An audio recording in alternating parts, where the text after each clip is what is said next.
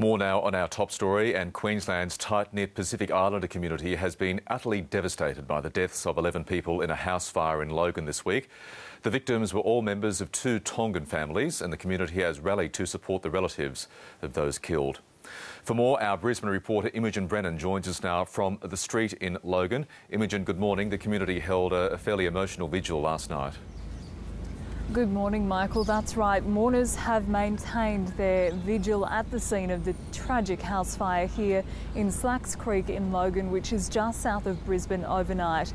They were going to hold a church service last night, but the family requested that it be moved to the street instead because they want to maintain a vigil until all the bodies of those 11 people who sadly lost their lives here have been brought out of the house. Late yesterday, we saw authorities find 4 bodies, and they were removed through the street through a guard of honour of dozens of people singing and praying and supporting the family who have lost so much.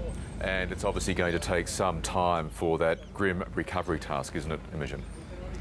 That's right. Police said yesterday that it could take days because the fire was so ferocious. They still don't know the cause of the fire. Late yesterday, they said that they believe that it began underneath the house. They don't know the cause yet, but there were gas bottles beside the house, and they said they certainly added to the intensity of the fire, and they're going to continue combing through the rubble today. It literally is just a burnt out shell that's left. This morning we've seen fire crews and forensic crews back in the house. They've literally just walked back into the house, which is to my right here behind those tents.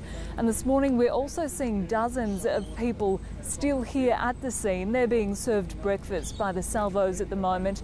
We've also seen a memorial pop up on the street here just behind me, and that popped up yesterday afternoon when a stream of well-wishers brought flowers to the scene and paid their respects to the family. And Imogen, we also all saw those heart-rendering images of at least one of the male survivors of that fire, inconsolable with grief. That's right, and there have been wails heard again here this morning. Lots of grieving still going on.